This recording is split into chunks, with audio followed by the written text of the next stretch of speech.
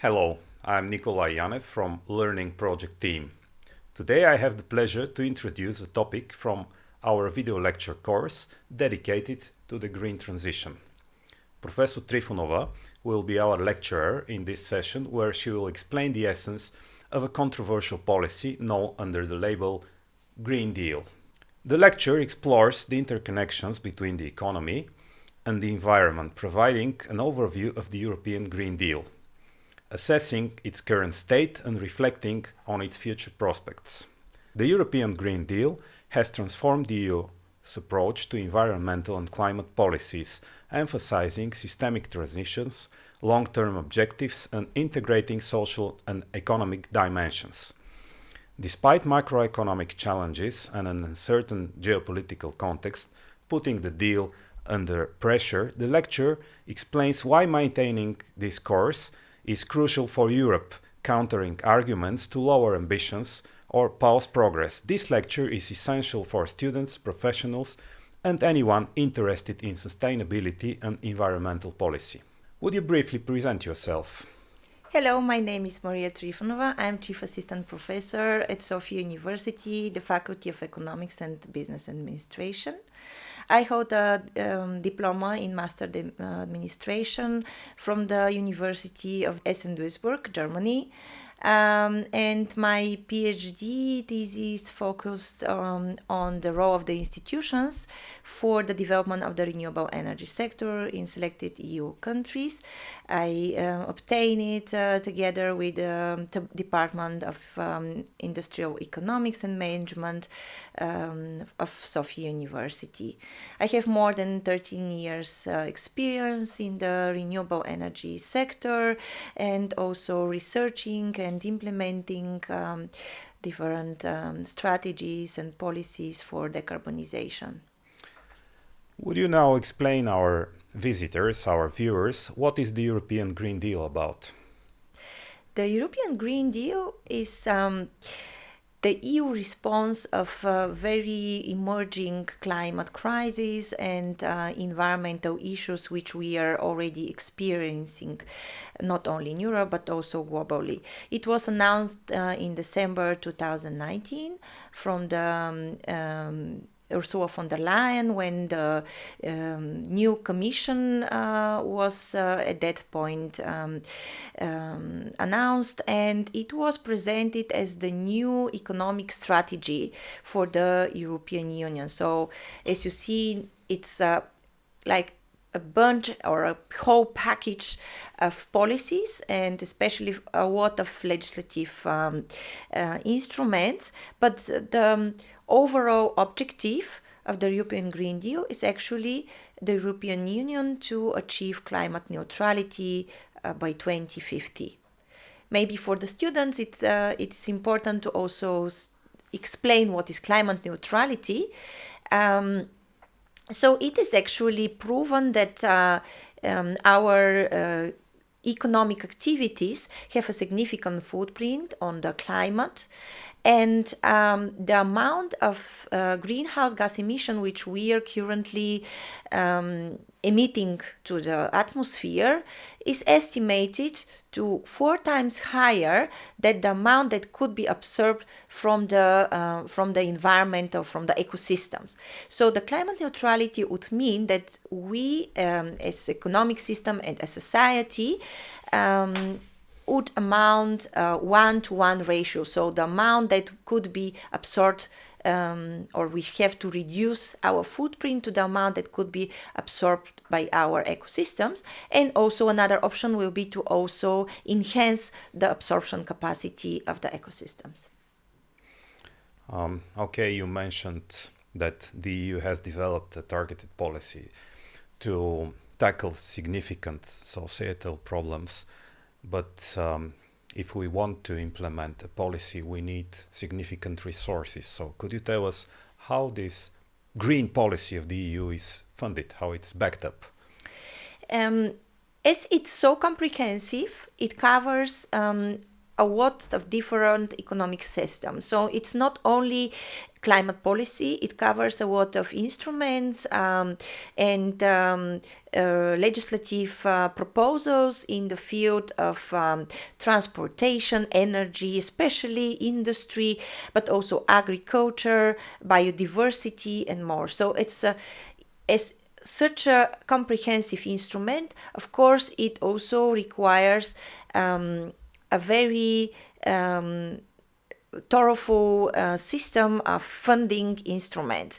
So the one new maybe financial instrument that was presented together with the European Green Deal, that was the Just Transition Mechanism. It's a specially dedicated fund which allocates 100 billion euro to support regions that will be most affected by all these green transition policies, especially with relevance to Bulgaria and our coal-dependent regions, or regions where coal mining and also processing of coal for the purpose of energy generation is very relevant. This is a very important funding instrument. We also have at least 30% of the multi-annual financial framework, which is like the EU, the normal EU budget, allocated and dedicated to climate-related projects. So between 2021 and 2027, at least 30% of the EU budget will be dedicated to projects and initiatives that would support the objectives of the European Green Deal. We also have the green finance initiatives, which encourage private investment. So the idea is actually because the public funding would not be enough to fund and to support all these high ambitious policies. The idea is actually to use any euro of public funding to trigger at least triple private investment in sustainable projects. And this actually was encouraged through initiatives such as the EU Taxonomy for Sustainable Finance and Sustainable Europe Investment Fund. There are also some other instruments, such as, for instance, the Horizon Europe program or Horizon program and the Innovation Fund. These are financial instruments which try to promote the demonstration of new technologies, research, and testing of different innovative solutions that could be also supportive for the objectives of the European Green Deal. You described quite an ambitious initiative, quite an ambitious enterprise, but what does it mean for the citizens on one hand and for the companies on the other hand in a small country like ours, in Bulgaria, Romania, and maybe our neighbors? How does those policies affect our lives and the way the companies do business? The European Green Deal, it has actually significant impact for the region and implication also for our country. It is still seen as a very controversial on a national level, and since it's a political package, it's a political vision, it is very often on a political level discussed and it's put into question. But actually, in reality, this is the instrument which for first time directs such a huge amount of funding for the region and for the Bulgaria. Maybe we would not see such other instrument in the future, which will be so much ambitious in terms of modernization and transformation of the energy system, but not only the energy, the economic system that we know in Bulgaria right now. So in terms of climate targets and different objectives for emission reduction, on EU level as an interim objective, on the pathway to achieve the climate neutrality until 2050, which is like the overall objective of the European Green Deal. We have also an interim objective, and this is to actually reduce the CO2 and the greenhouse gas emissions by 55% until 2030, which is actually just in the coming years, and it's really very, very ambitious in terms of objectives. For Bulgaria, this also would mean that we have to take a commitment for drastically reducing the emissions, especially in the energy field, because if you look currently the sources of greenhouse gas emissions, maybe like 2/3 of them come from the energy sector. In a lot of the recommendations from the European Commission to Bulgaria, in the so-called European semester recommendation, this is like document that is published each year. It is very often, it's actually always underlined that Bulgarian energy sector and our industry sector is very greenhouse gas emission intensive, but also very energy intensive. So we must introduce measures to first reduce the use of energy, to be more efficient in terms of resources, and then also to use more green energy, renewable energy, so that we can also limit this impact. And this is very, very challenging for Bulgaria, because Bulgaria relies heavily on coal right now for energy production, and especially because a large part of this coal generation is focused in one particular part in Bulgaria, which is the Maritsa East complex. So this would mean a huge shift on a regional level. But then, of course, it provides a lot of opportunities, because the whole world is changing globally. These are processes which we see in China, in United States, in all the big economies, and which goes for coal phase out. So for us, that point will come soon or later. So now we have the chance to actually use the technical assistance and particular funds in order to support the workers and the local population, to introduce reskilling programs, to finance new projects, new initiatives, maybe also innovation and demonstration of new projects, but also for the households, which are like normal citizens, to introduce energy efficiency measures for retrofitting of buildings in order to support them and help them reduce their not only their consumption, but also their bills at the end of the month. In the recent years, we have the impression of this green set of policies, like a train running at full speed, relying on substantial resources, very detailed, affecting multiple segments in our everyday lives. But 2024 seems to be a pivotal year. We started hearing voices that are a bit pessimistic about the green policies, not only in Europe but worldwide. And also we witness political changes that promise significant shifts in the green policies too. In your opinion, what is the future of the European Green Deal and of the European policies targeting the green problems of the continent? Indeed, this is true, but you should also know that this is a year when we saw the election on EU level, so it was actually a year of a lot of political debates, and it is very normal that political parties which are not in favor of green policies, they also raise their voice in order to achieve political dividends and gains. Then on the other hand, we see that a lot of the European countries, actually most of the European countries, are not really on track in terms of achieving the targets which need to be achieved now until 2030, which is really such a limited time period, and to be on track for the realization of the ultimate target for 2050. This is the reason that there were a lot of opponents of these policies.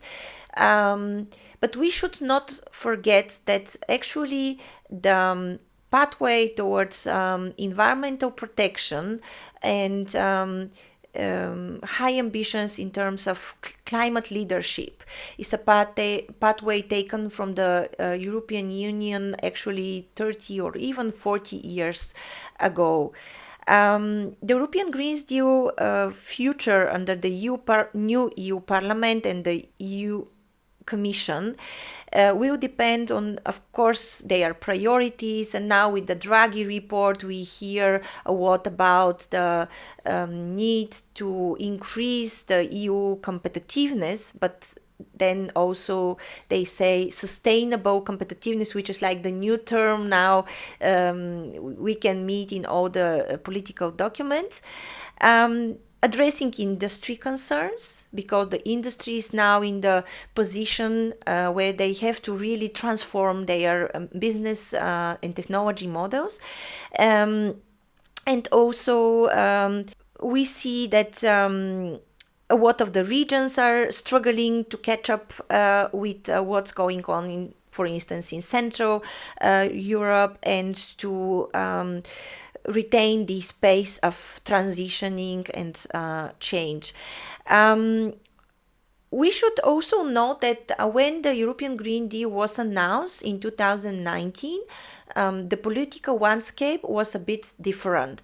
So in 2018, for instance, there was high push, for instance, from NGOs, from environmental NGOs, but also from the European Environmental Agency. They came with different reports showcasing that Europe has to invest more in environmental initiatives and more in climate action in order to support its high ambition, which actually started, as I said, 30 years ago through different instruments and different packages. Just the ambition was which the introduction of each new commission and each new legislative package a bit higher.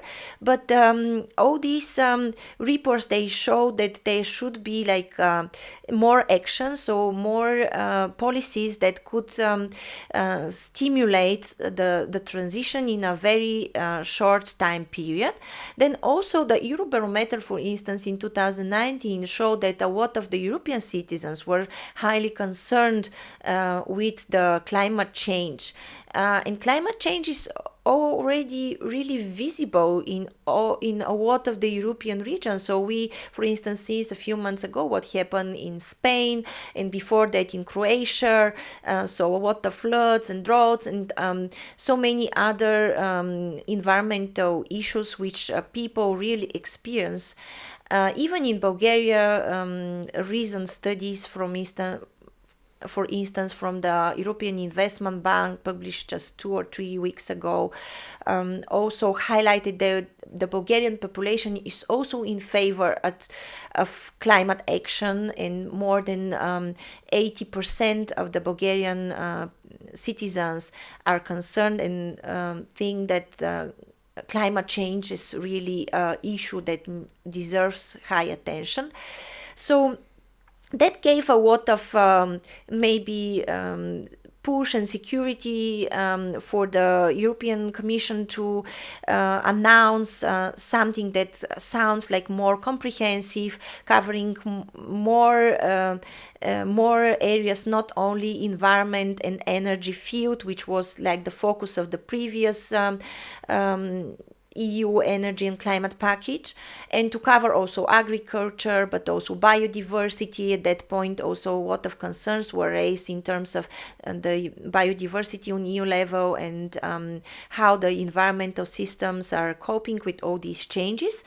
But then also that was the situation back in 2018 and 19.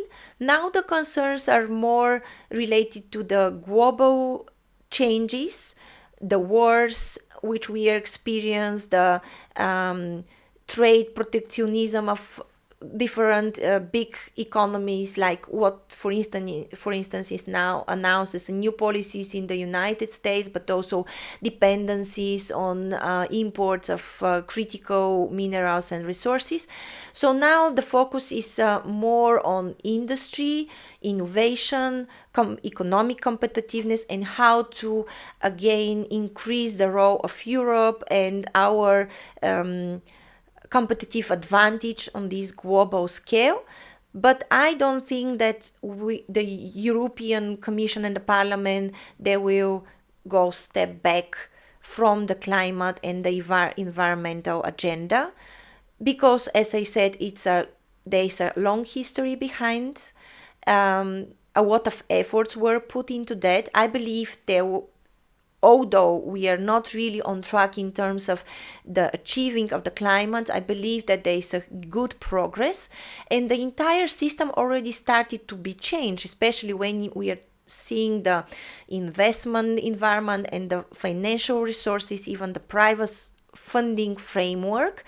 It managed to reflect all these priorities in terms of financial taxonomy. So I believe that probably the focus now will be on new technologies, technological leadership, but then again with a focus on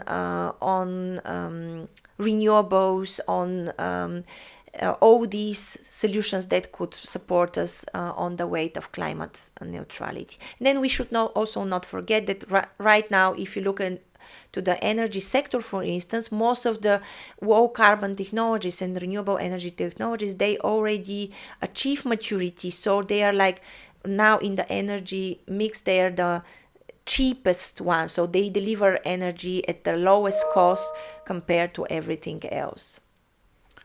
Thank you for this detailed introduction into the green policies of the European Union.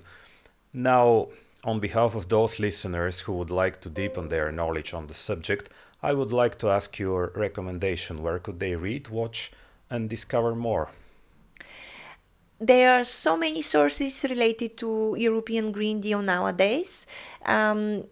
Several repositories which are recommended by the European Commission as part of different instruments. But what I would recommend are initiatives which I'm involved, and I pretty much know what type of documents are published. For instance, one would be the Cohesion for Transition. It's a community of practice, and they have the academic sounding board, which I'm part of, representing the Faculty of Economics and Business Administration. They came up in the recent months with a lot of guidelines in terms of how cohesion policy could be used to support sustainable finance, nature-based solutions, renewable energy investment, and also citizens-led projects, which I believe it's really very informative. Also, the website of the Net Zero Lab as part of the Faculty of Economics and Business Administration. Our lab is focused on our motto is translating climate neutrality targets so that they will be understandable by general public. So we publish also a lot of technical reports related also to Bulgaria and how the situation looks like in terms of what technological solutions could be applied in the Bulgarian context, what is currently, for instance, the roadmap for the industry, and also in which areas Bulgaria can gain competitive advantage and maybe have technological leadership when we are talking about clean technologies. Yeah, maybe another initiative is also the Just Transition platform, which publish a lot of documents that could be supportive but also informative for the codependent and emission-intensive regions, like for instance in Bulgaria, this is Stara Zagora, Pernik, and Kyustendil. Good luck in your green work, Maria. Thank you very much.